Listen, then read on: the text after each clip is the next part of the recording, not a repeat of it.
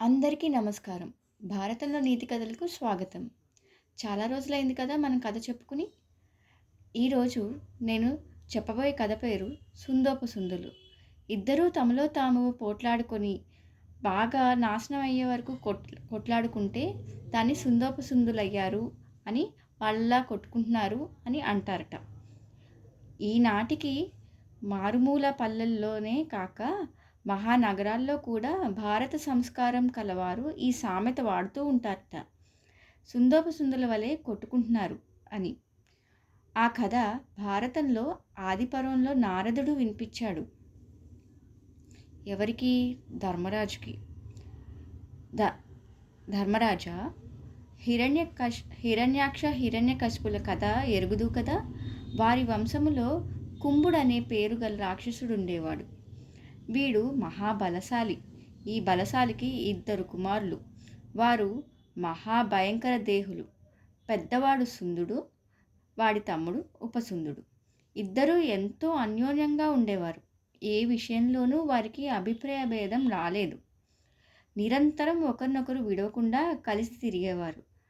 అలా ఉండగా వారికి తమ పూర్వీకుల వలె త్రిలోకాలను జయించాలని కోరిక కలిగింది. కలగగానే వింధ్యాపర్వతం చేరి ఆ గిరి శిఖరం మీద పద్మాసనం వేసి తపస్సు ఆరంభించారు. అన్నపానాలు విడిచేశారు. వాయువునే ఆహారంగా గ్రహిస్తూ ఒంటికాలి బొటని వ్రేలు మీద నిలబడి తీవ్ర దీక్షతో సాధన చేస్తున్నారు. ఆ తపస్సు వేడికి మంటలు లేచేవి. ఎలా అయినా ఆ సోదరులు తపస్సుకు భంగం కలిగించాలని దేవతలు ఎన్నో ప్రయత్నాలు చేశారు, కానీ విఫలమయ్యారు. ధ్యాన సమాధిలోనే ఆ సోదరులిద్దరూ ఉండేవారు. బ్రహ్మ ప్రత్యక్షమై వరం కోరుకోమన్నాడు. ప్రపంచంలో అస్త్రశస్త్ర విద్య అంతా మాకు రావాలని, ఇంద్రజాల మహేంద్రజాల విద్యలు తమకు ఆధీనంలో ఉండాలని, తమకు తామకు వైరం వచ్చి ఒకరినొకరు చంపుకుంటే తప్ప మరెవరి వల్ల చావు రాకూడదని కోరుకున్నారు. అనుగ్రహించి బ్రహ్మ అదృశ్యమయ్యాడు. వారు తమ నగరం చేరి సేనలతో విజయయాత్రకు బయలుదేరారు. ముందుగా అమరావతిని స్వాధీనం చేసుకున్నారు. అనంతరం భూలోకాన్ని, నాగలోకాన్ని, యక్ష రాక్షస లోకాలన్నీ వశపరుచుకున్నారు. పెద్ద పులి రూపాలతో, సింహాకారాలతో గుహల్లో దూరి అక్కడ తపస్సు చేసుకునే మునులను హింసించేవారు. ఆశ్రమాల్లో ప్రవేశించి యజ్ఞ సామాగ్రిని విసిరేసేవారు. అలా ప్రపంచం అంతటా తిరుగుతూ సజ్జన హింసతో, పరస్త్రీల బలాత్కారాలతో జీవితం నడిపిస్తున్నారు. ప్రపంచంలో ఏ ప్రాణికి శాంతి లేదు. అంతటా దీనారావాలు, హాహాకారాలు. ఏ పూట ఎవరికి కీడు మూడుతుందో తెలియదు.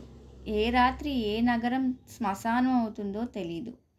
అలా భయానకంగా ఉన్న సమయంలో దేవతలు, మునులు కలిసి బ్రహ్మను ప్రార్థించగా ఆయన విశ్వకర్మను పిలిచి, మహాశిల్పి, ప్రపంచంలో ఎంతటి వారినైనా సరే కనుచూపుతో ఆకర్షించి పాదాక్రాంతం చేసుకోగల సుందరీమణిని సృష్టించమన్నారు. ఆలోచించాడు విశ్వకర్మ. ఇంతకుముందు నిర్మించిన సుందర రూపాలన్నింటినీ మించి అందాన్ని తీసి ఒక అందగత్తెను రూపొందించారు. కాలి గోరు నుంచి కనురెప్ప వరకు అంతా లావణ్యం జాలువారుతూ ఉన్నది. తిలాంసగా తీయటం వల్ల ఆమెకు తిలోత్తమ అనే పేరు వచ్చింది. ఆమె బయలుదేరింది ఇంకా తన పని మీద. దేవతా నాయకులందరికీ కన్ను చెదిరింది. దేవేంద్రుడు 1000 కళ్ళు విప్పి చూశాడు. అంతటి అందగత్త అంచనాలకు కూడా అందదు. కాలి అందల రవళి ఎందరినో మోహింపజేస్తూ సాగి సుందోపసుందులన్న నగరానికి వచ్చి విలాసంగా విహరిస్తున్నది. అది వింధ్యాగిరి శిఖరం. అక్కడ విశాలమైన సాలవృక్షం, ఆ చెట్టు నీడలో రకరకాల పానపాత్రలు, కనులు మిరుమిట్లు గొలిపే కమనీ జనం, హంసతూలికా తల్పాలు, వింజామరలతో సుందరీమణులు, కమ్మని కంఠాలతో పాటలు. ఆ పాటలకు అనుగుణంగా అందల రవళులతో, గాజుల గలగలతో, చూపుల మిలమిలతో, సుందరాంగుల నాట్యాలతో ఆ సోదరులిద్దరూ పరమ సంతోషంగా ఉన్నారు. అటువంటి వారి కంటికి అల్లంత దూరంలో వయ్యారంగా పైట జారేస్తూ, కన్నులు త్రిప్పుతూ, తన అందాన్ని ఒలకబోస్తూ నిలిచింది తిలోత్తమ. అంత మైకంలో ఉన్న అన్నదమ్ములిద్దరూ ఆ సుందరిని చూస్తూనే కోరమీసం ఎగరవేసి, పానపాత్రలు జారవిడిచి, ఆశ నిండిన కనులతో, రాచటీవితో ఆమె వైపే అడుగులు వేశారు. ఇద్దరూ దగ్గరగా చేరారు. ఆమె భయాన్ని, సిగ్గుని అభినయిస్తూ జారుతున్న పైట చేస్తున్నట్టు నటించి వెనుదిరిగి ఓరచూపుతో ఇద్దరిని రెచ్చగొట్టింది. ఒకడు కుడి చెయ్యి అందుకుంటుండగా రెండోవాడు ఎడమ చెయ్యి పట్టుకున్నాడు. బలమదం, ధనమదం, రాజ్యమదం, వరమదం ఇన్నిటినీ మద్యపాన మదంలో ఉన్న వారిని చూసి తిలోత్తమ ఒక కంటితో సుందుని, రెండవ కంటితో ఉపసుందుని రెచ్చగొట్టింది. తమ్ముడు, అన్నగారి భార్య తల్లితో సమానం, నువ్వు దీన్ని తాకకూడదు అన్నాడు సుందుడు. తమ్ముని భార్య కోడలతో సమానం, నువ్వు దూరంగా వెళ్ళు అన్నాడు ఉపసుందుడు. మీరిద్దరూ తేల్చుకోండి అని దూరంగా నిలబడింది. ఇద్దరి వైపు కోరచూపులే విసిరింది తిలోత్తమ.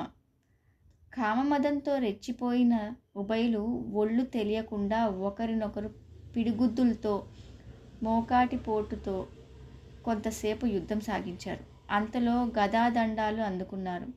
ఆ గదాఘాతాలతో వారి శరీరాలు చీలి రక్తధారలు సెలయేర్లు ప్రవహించాయి.